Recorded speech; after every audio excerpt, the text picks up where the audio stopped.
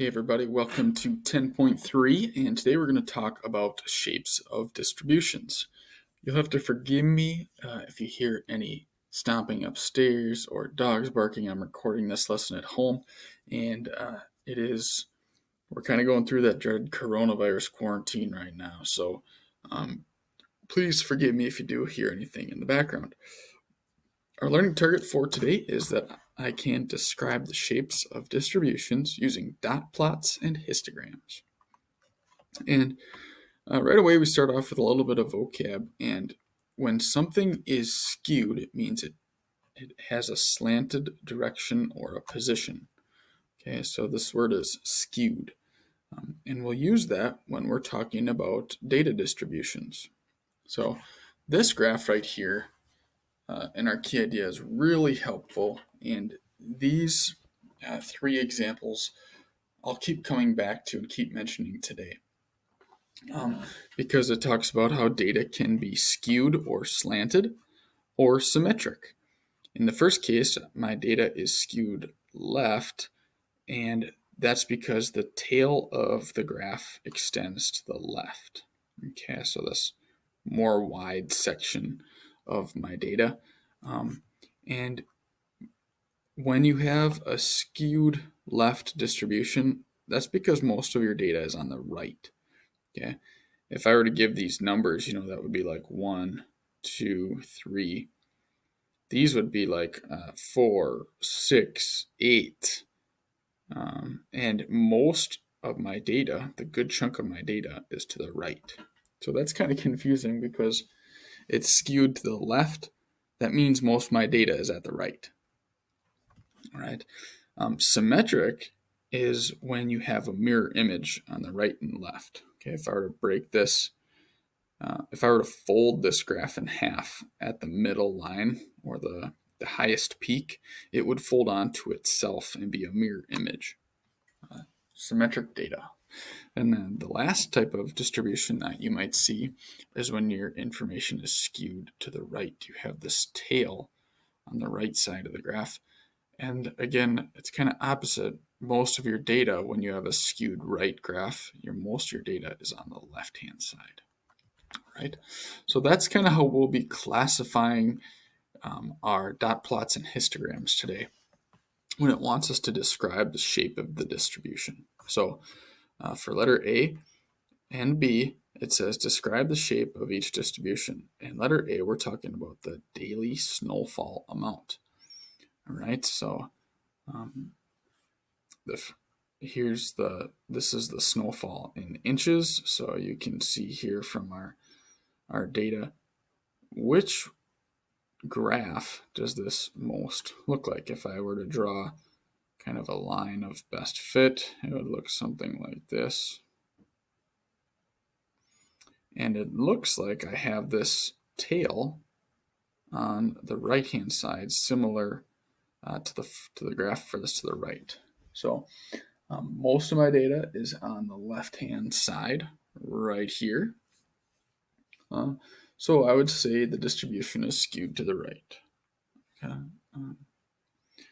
The distribution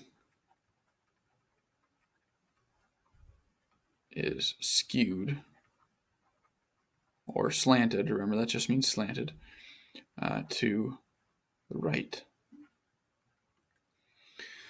In my next example, I'm dealing with a histogram now, talking about passes thrown. The number of passes, 0 to 9, I didn't throw. I threw, it looks like 1. 10 to 19 passes, 5. 20 to 29 passes, I threw 10 times. So you can see here that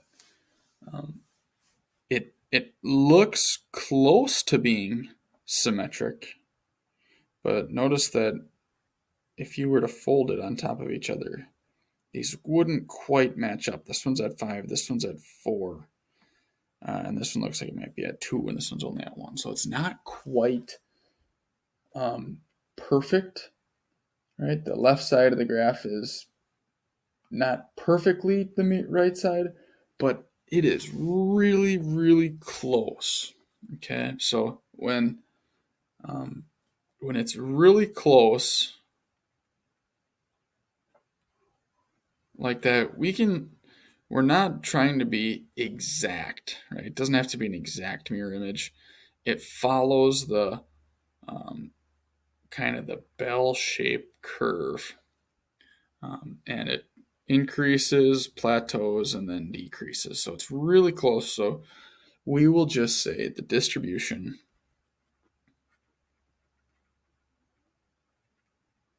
is symmetric. We're not trying to be exact here. We're giving just a small description of the shape. So it's pretty even, it's pretty symmetric. There's not really big, huge tails at all. It's symmetric.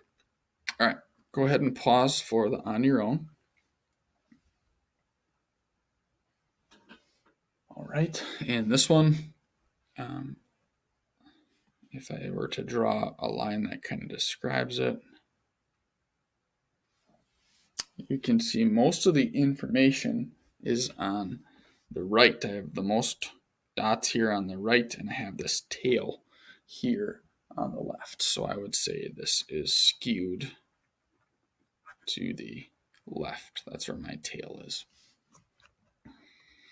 All right, in the second example, it wants us to describe the shape of the distribution again, but this time we're going to display this data using a histogram, and then we'll describe it.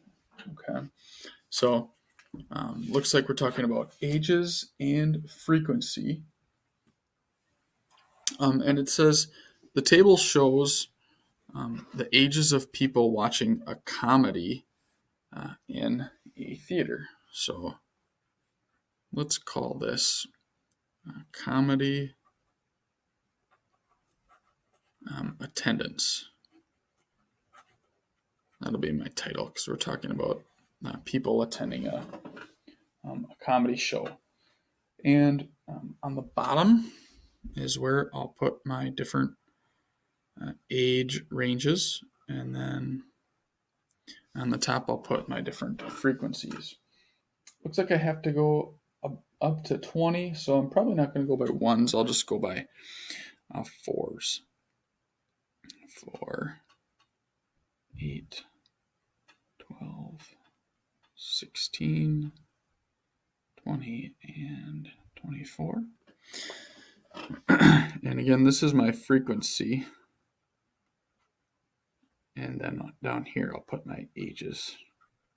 So I got 10 to 13, 14 to 17. I'm trying to write small here so I can fit it all. 18 to 21, 22 to 25, 26 to 29, so on and so forth.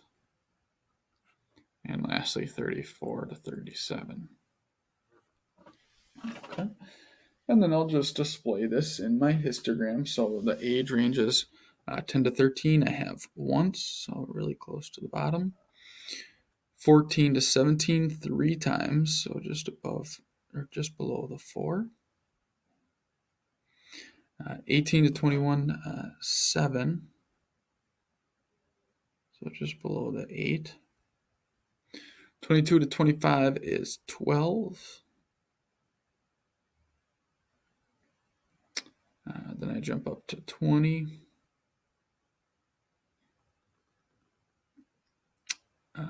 Down to 18, so just down a little bit. And then ending up with 3. Okay, so here is my histogram.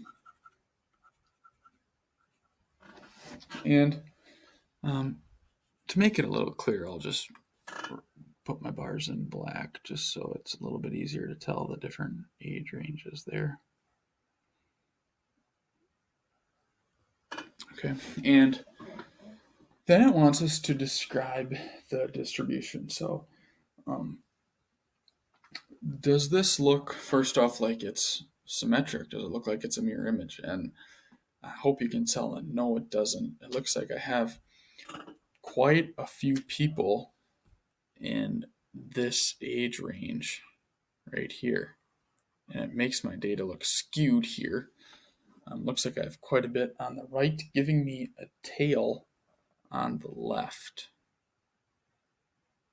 So here's that tail. So I would say this is skewed to the left. And what does that mean when I say it's skewed to the left? Well, that means that there aren't very many young people in this that went to this comedy play. Most of the data is on the right-hand side, so most of the people were older, or this 26 to 33 age range. Okay. Last example for the day wants us to compare the shapes of distributions, and we're talking about an animated movie attendance. So it says the histogram shows the ages of people watching an animated movie in the same theater as example 2. First, for letter A, it wants us to describe the shape of distribution. Okay, well, in this example, I've got a really big peak right away, and then it kind of tails off to the right. So most of my data is on the left, so it is skewed or slanted to the right. Most of my data is on the left. Here's the tail on the right. Letter B says, which movie has an older audience? Okay. Well, one thing to notice is the intervals are the exact same as they were. The age intervals were the same as they were in my previous histogram. So it's really easy to compare these two from 10 to 13 to 10 to 13. It looks like a lot more people, younger people, are choosing to go to the animated movie than the comedy. So the intervals in the histogram are the same. Most of the data for the animated movie are on the left, while most of the data for the comedy are on the right. This means that the people watching the comedy are generally older than the people watching the animated movie. So the comedy has an older audience. Okay, again, most of these are young people for the animated, not too many older people. For the comedy, a lot older audience because these are their ages. Okay, pause for the second on your own and try this out, please.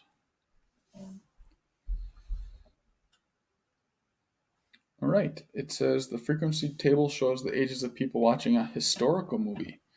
It wanted you to describe it in a histogram and then describe the shape and then compare that with examples 2 and 3. Okay, so for the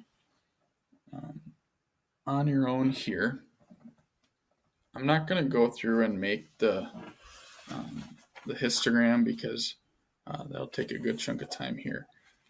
But it's very similar to the second one there.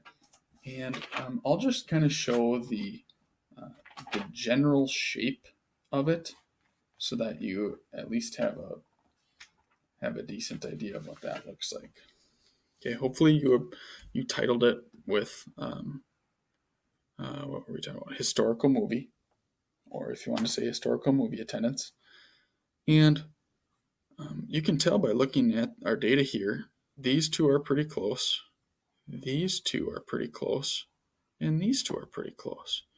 So in our histogram, it should look something like this, where it's small, and then it's there's that middle age range for at 18, and then there's 36, and just above it would be 40, and then we had 14, so just below, and then 5. So following this shape,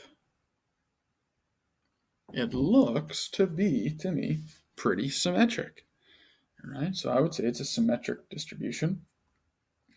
And then it says compare it to examples 2 and 3. Well, I would say that this historical movie has the oldest audience now because there's this age range from 30 to 49, and a lot of people, even if you include 50 to 59 here, there's a lot of people here that are older than in the two previous examples. The 34 to 37 only had 3 people. And here from 30 to 60, there are like 70 or 80 some people, right? So we can conclude that the historical movie has the oldest audience. All right, that wraps up 10.3. If you have any questions, please let me know, and I will see you next time.